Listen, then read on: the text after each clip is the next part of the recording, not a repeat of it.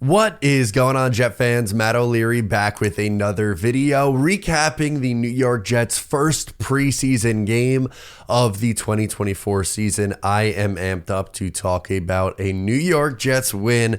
Yes, it's the preseason, and the storylines are really more important in the preseason than wins and losses, but overall, the Jets get a W. They have some standout young players, and nobody gets hurt, like serious injuries. So that is a very, very good sign for the New York Jets. If you are new to the channel this year, here's how I do my post-game reactions. We kind of go chronologically and then hit on the big storylines at the end. So let's start things off in the first quarter as the Washington Commanders would start with the football, and their first team offense did play in this game. Jaden Daniels comes up with a really big play on third down, hits a receiver deep over the top, beat Jarek Bernard-Converse, but really not a whole lot Bernard-Converse could do there. That was just, you got to kind of tip your cap on that one. Really, really impressive throw.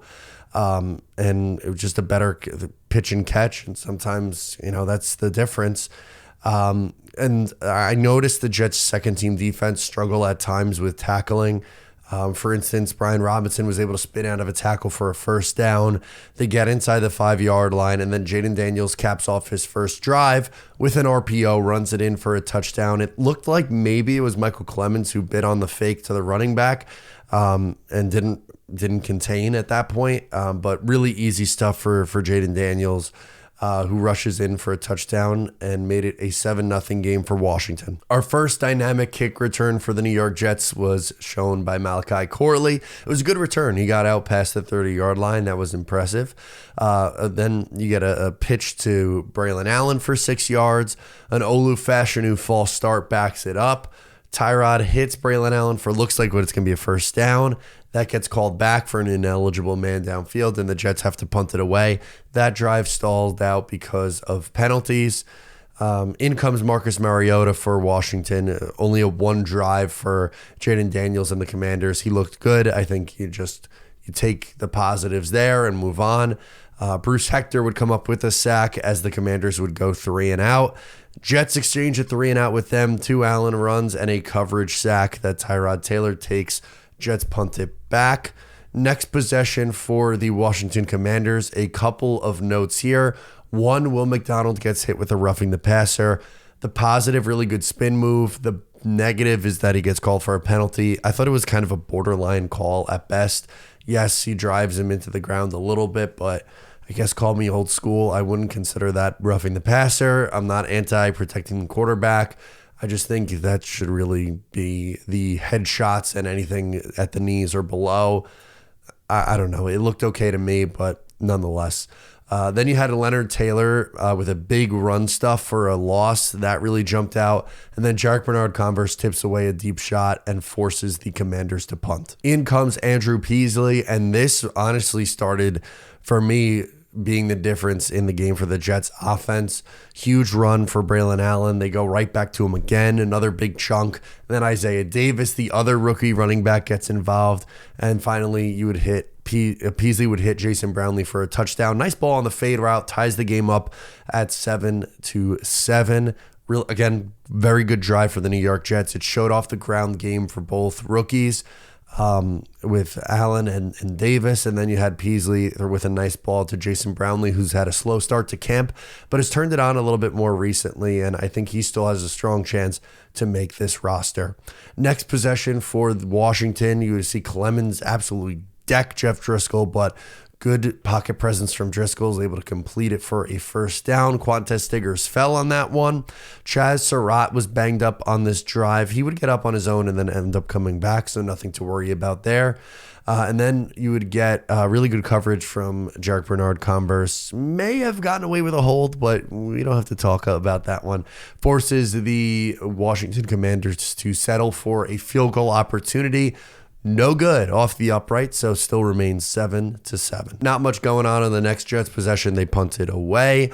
Washington, this drive, you get a huge gain from Sanat up the seam at the tight end. Really just kind of found himself open and was able to get the catch after Jeff Driscoll steps up, hits him up the seam.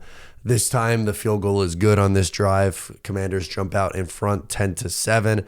Jets would get another possession before the end of the half, though. Carter Warren false start, and then you would get, honestly, one of the highlights of the game, Malachi Corley with an unreal play. So Zach Kuntz, who we really haven't heard a whole lot from him in camp, kind of was in the process of dropping a ball that was thrown to him. And Malachi Corley picks it up right before it hits the ground and then ends up running for a first down. Really weird play, but hey, man, that's football. Just good football IQ around the ball, and good things happen once he has the ball in his hands. The Jets get themselves into field goal range. Greg Zuerlein from 56 with ease as time expires in the first half, 10-10. Jets offense kind of stalls. Actually, both offenses kind of stalls, to be honest with you, out of the half. Jets go 3 and out. Commanders drive stalls with some penalties. They punt it away. Sam Hartman's in for them at this point. And for the New York Jets, in comes Adrian Martinez, who he ended up having himself a day. More on Adrian Martinez in a little bit. But on this drive, it looked like Izzy Abanikanda was going to have a long run for a first down, but that was brought back due to holding. Martinez scrambles for a first down on a 3rd and long. Not much going on after that. Martinez rushed for a first down. The Jets punted away. Washington's quiet. Get Martinez drive. He dropped a snap, but was able to recover and throw it away. Then there was a little miscommunication with him and McCutcheon, I thought, on 3rd down. You could debate on whether he threw the ball too far and McCutcheon went up and tried to grab it and was just out of his reach, or if McCutcheon maybe should have tried to run a couple more strides before jumping and it could have been completed, but nonetheless unable to connect on 3rd down, so the Jets send it right back to Washington. Jalen Key drops what would have been a right to him interception, a little frustrating. Cotterington got banged up. He would leave on his own and then end up coming back. Luke McCaffrey, a fan favorite from the NFL draft, picks up a first down for Washington. Eric Watts, who's also a fan favorite for the New York Jets, UDFA edge rusher, picks up a sack. Drive would continue, though, as Michael Wiley punches it in. A 2-yard rushing touchdown for Washington makes it a 17-10 game on this drive. The keynotes, Eric Watts fighting for a roster spot, comes up with a big play.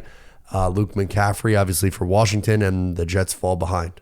All right, so Adrian Martinez finds himself in the hole, but he comes out firing. Back-to-back big throws. He had the bomb from Martinez to Smith for 37 yards, puts the Jets down at the 3-yard line. Hell of a couple of plays there from Martinez and Smith. They were really cooking. It was really exciting to see that happen.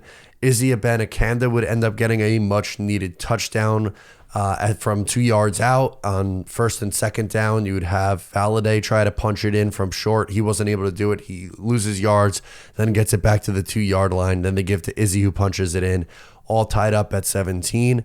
Izzy Abanikanda, we've discussed a lot. I think he's going to have a tough time making this roster, unfortunately, just because of the names in front of him and where he was playing in this game kind of goes to that notion where he was getting 4th quarter touches. And guys like Braylon Allen and Isaiah Davis were already out of the game at that point. But nonetheless, 17-17. Next possession for Washington, Leonard Taylor, who had a really great day, picks up a sack. Jets get the ball back with 4 minutes and 1 second left, and here comes the drive. Martinez with an unreal escape and throws it to Brandon Smith. They connect again. And then on 3rd down, he scampers for a first down. 3rd and 7, he picks up it was 14 yards. And then gets the Jets into field goal range. They kick a field goal to go up 20-17 with 21 seconds left. That score would hold, and the New York Jets would win the game 20-17. Okay, so who stood out as some of the positives? Starting with, honestly, the rookies. I mean, Braylon Allen, 6 carries, 54 yards. Average 9 yards per carry. Olu Fashanu, I know he had the penalty on the false start, but I thought he looked really strong in pass protection. That's a good sign. How could you not mention Martinez and Peasley, the 2 quarterbacks who came in and ran this offense? 6 for 10 for Adrian Martinez and 104 yards. Peasley went 8 of 11 for 73 yards and a passing touchdown to none other than Jason Brownlee. Derek Bernard Converse had 4 tackles I thought was really strong in coverage. Yes, he had the throw that beat him over the top early on the first drive. Again, there wasn't really a whole lot that he could do. He was around the ball, making plays, passes defended. Strong day from Bernard Converse in year 2. And Leonard Taylor, who is going to be fighting to make this roster, had 2 tackles and a sack in this game. To me, those are my standout players in this one, and what was a positive game for the New York Jets. Again, the most important thing here is health. Young players show out. I'm excited to see the rest of the week and kind of get into a little bit more of the analytics and the stats from this game early on this week. Then we'll get into the game coming up for the Jets' second preseason game, what to look for, and of course, training camp practices. But that's going to do it for me in this video. Make sure to subscribe if you're new, and I'll catch you next time.